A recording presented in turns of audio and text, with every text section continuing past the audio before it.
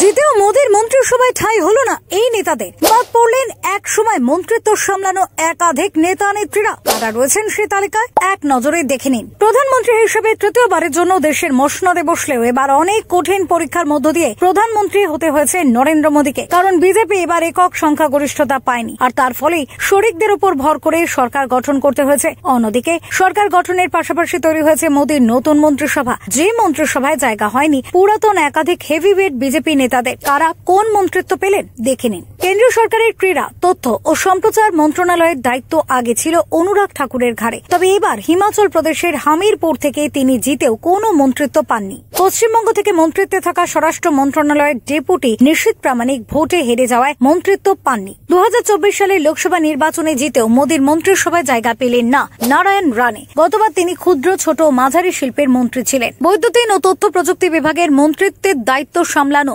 রাজীব চন্দ্রশেখর এবার শশী থারুরের কাছে পরাজিত হওয়ার কারণে মন্ত্রিত্ব পেলেন না বলে মনে করছেন রাজনৈতিক মহলের বিশেষজ্ঞরা। 2014 সাল থেকে মন্ত্রী হিসেবে দায়িত্ব পেলেও এবার মন্ত্রিত্ব পেলেন না স্মৃতি ইরানি। এতদিন মানব সম্পদ, তথ্য ও সম্প্রচার, বস্ত্র, মহিলা ও শিশু কল্যাণ এবং সংখ্যালঘু মন্ত্রকের দায়িত্ব সামলেছেন। কিন্তু এবার তিনি আমেঠি থেকে ভোটে প্রতিদ্বন্দ্বিতা করে পরাজয়ের মুখোমুখি হন, আর তার পরাজয় তাকে মন্ত্রিত্ব থেকে সরালো বলে মনে করছেন অনেকে। অজয় ভট্ট এবারে নির্বাচনে জয়ী হলেও মোদীর মন্ত্রিসভায় জায়গা পাননি। তিনি বিভিন্ন সময় পর্যটন, নিরাপত্তার মন্ত্রণালয়ের দায়িত্ব সামলেছেন। শিক্ষা প্রতিমন্ত্রী হিসেবে মন্ত্রিত্ব পাওয়া সুভাষ সরকারও ভোটে হেরে কোনো মন্ত্রিত্ব পাননি। সাধ্বী নিরঞ্জন জ্যোতি বিভিন্ন সময় কেন্দ্রের বিভিন্ন বিভাগের দায়িত্ব সামলে এবার তাকে ভোটে পরাজিত হতে হয়েছে, আর পরাজিত হওয়ার কারণে এবার মন্ত্রিত্বের স্বাদ থেকে তিনি বঞ্চিত। এছাড়া জন বার্লা, মীনাক্ষী লেখি, VK সিং, রাজকুমার রঞ্জন সিং, অশ্বিনী কুমার চৌবে, RK সিং, অর্জুন মুন্ডা, ভারতী পাওয়ার, রাও সাহেব দানভে, কপিল পটেল, ভগবত কারাত, প্রতিমা ভৌমিক, কৈলাস চৌধুরী, দেবু সিংহ চৌহান, দানভে রাও সাহেব দাদা রাও,